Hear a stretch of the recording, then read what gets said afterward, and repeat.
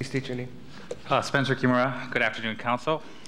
In the spirit of holiday shopping, when we go to the mall, we all consider costs and benefits, of course, and we try to find the best deals. So by now, we all know that buses and hot lanes can do everything that rail can do for less money. Rail is twice as expensive, will take twice as long to travel from Kapolei to town, take twice as long to build, and won't service the 95% of the people who aren't lucky enough to live along the tracks without having to transfer. So your route problem is actually solved by using the bus's technology. And the question is, why on earth would anyone even consider rail with all of these facts? Let's just copy Tampa's 3-lane reversible hot lanes.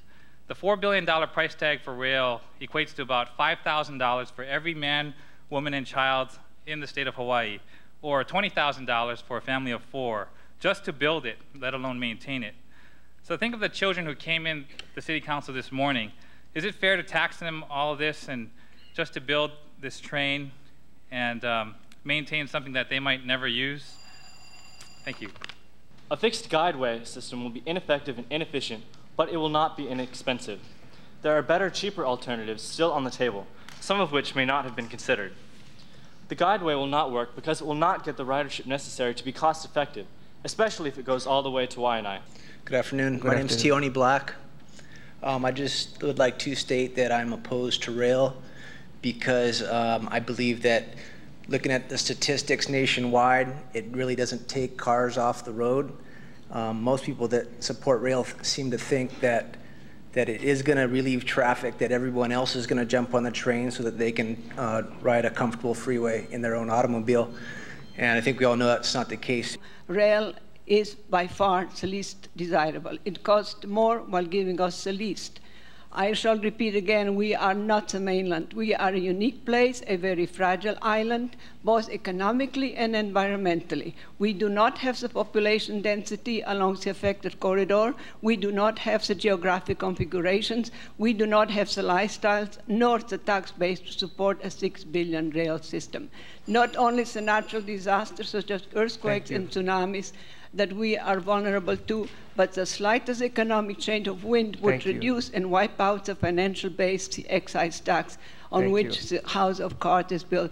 What I would like to say is the excise tax is a regressive, and it rides on the back of the poor. I hope that you will take a good look at the solutions other than rail that would be a better relief of congestion. Thank you.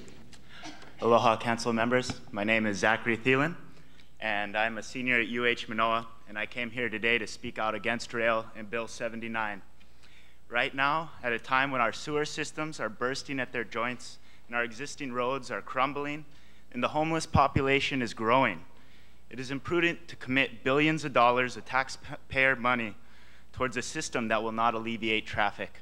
I'm representing small business Hawaii, but we've heard from big land, big shopping, as in shopping centers, big builders, big engineers, architects, big consultants, big labor, big newspapers, big universities, and big government, because your government controls $2 billion and the state government controls $6 billion or $7. It's going up all the time.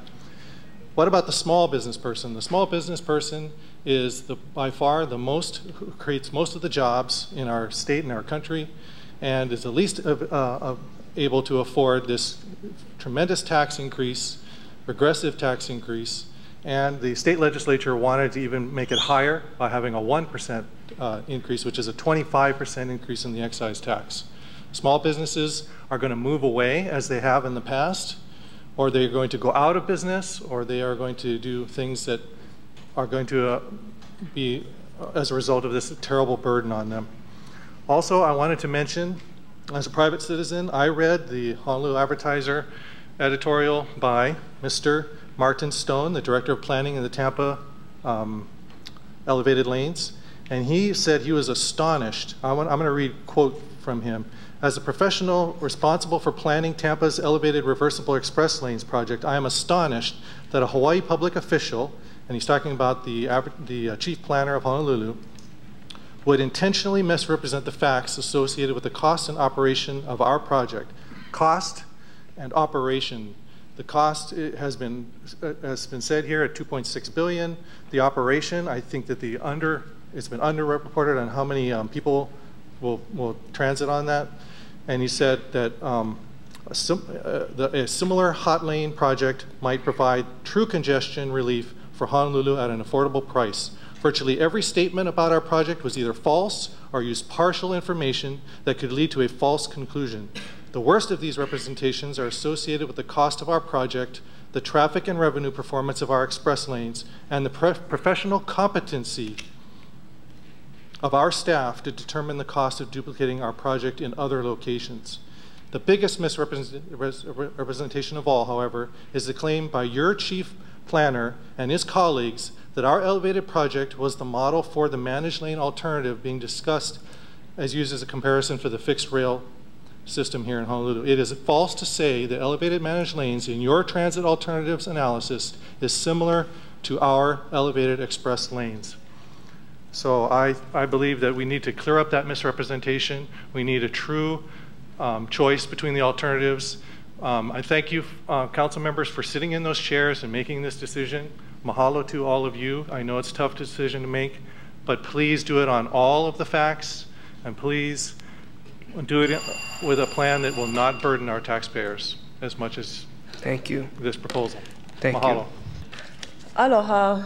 My name is Juanita Kanehailua Wolfgram, and I'm a student at the University of Hawaii at Manoa, and I oppose the rail alternative. One reason I oppose the rail is because we do not have the money to build this multi-billion-dollar system.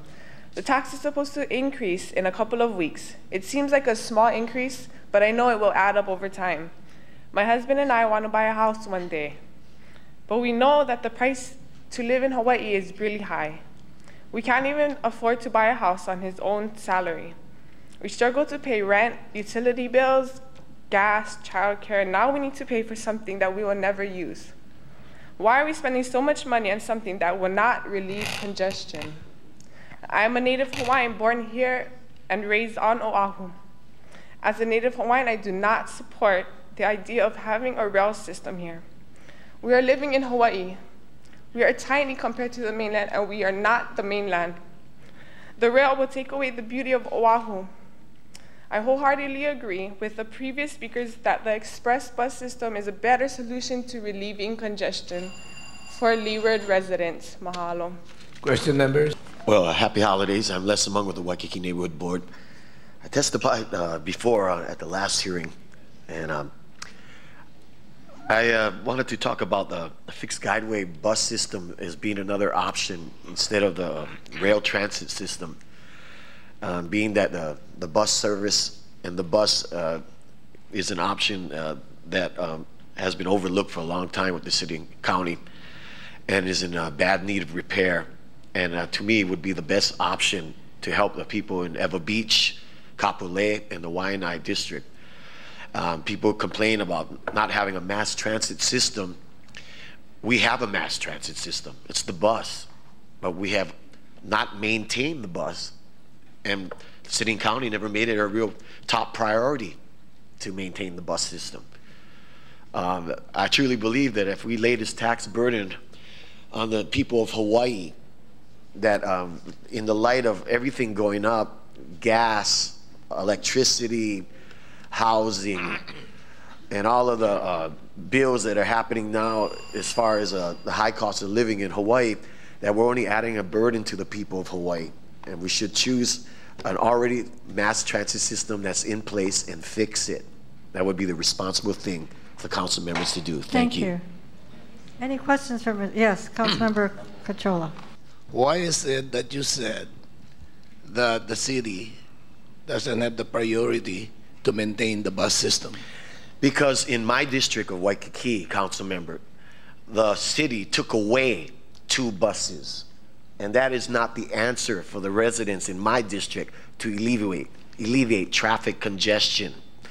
And another thing is we don't have enough express buses in our state to carry the new city of the West Side people into town and the students at the UH. It hasn't been worked on, and nobody has really looked at it as an alternative here. Everybody's just cramming this rail down everybody's throats. And meanwhile, the cost of living is going up. Electricity is going up. Rent is going up. Gasoline's going up. Hawaiian electric companies raised their rates, and they're playing a big role in this mass transit. I don't think people realize it. The rail's gonna be run by electricity people. These guys are licking their chops like vampires on the sideline, ready to feast off this trough here. And we're not thinking about the burdens of the tax on the people of Hawaii. We need to add more express buses in the West Side District, a fixed guideway express lane bus system, before we start getting ahead of ourselves with a mass transit rail system that's going to put the people in Hawaii in debt, billions of dollars in tax money. The whole concept of buses on a fixed guideway, which I feel has not been properly studied. I think the city administration has been hostile to that alternative from the beginning and has slanted all of their studies against it. It's a critical issue because if we continue down this track heading to rail, which the administration clearly is obsessed with, to the exclusion of all alternatives, it'll be the biggest mistake that Honolulu's government has ever made. It's a tragedy. $6 billion for a system that will not be used, that will not be effective. And rather than going into all of the arguments as to why it wouldn't be used and effective, you've heard a lot of them before. Just to summarize that ramps, this issue, this touchy issue of ramps, speaks to a whole world of difference between the two systems that we're discussing. One system rail, the other system fixed guideway with flexible buses that can go in a community. What is wrong with building a few ramps? Freeways do it all the time. It's a freeway ramp. What's wrong with that? What's wrong with having a few ramps? No elevated bus stations are needed on an elevated guideway. This is a road, and these stations, we do need bus stations, happen at ground level. Mililani Shopping Center, Waianae Shopping Center, Hawaii Kai Shopping Center, and so on and so on. The infrastructure for bus stations is there already, on the ground. We don't need a 10-lane wide bus station elevated as you were just presented with that possibility. That's ridiculous. These are straw men that the city is setting up to knock down to say, oh, any such alternative is invalid and will not work. So my main reason to be here is for you to instruct the city administration to do a thorough alternatives analysis that includes the idea of buses that can circulate in the community, go on a fixed guideway with some ramps. Maybe we need 3 or 4 ramps at the beginning, at the end, and a few intermediate points. And furthermore, this elevated guideway structure, while it may be a little wider than that for a train, let's give them that, it does not have to go through residential communities. It can go over or next to our existing freeway because it doesn't require immediate people living right next to it to walk to it.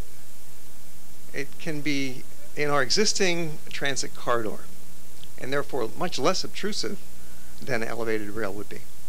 Thanks, Dennis. Thank you very much.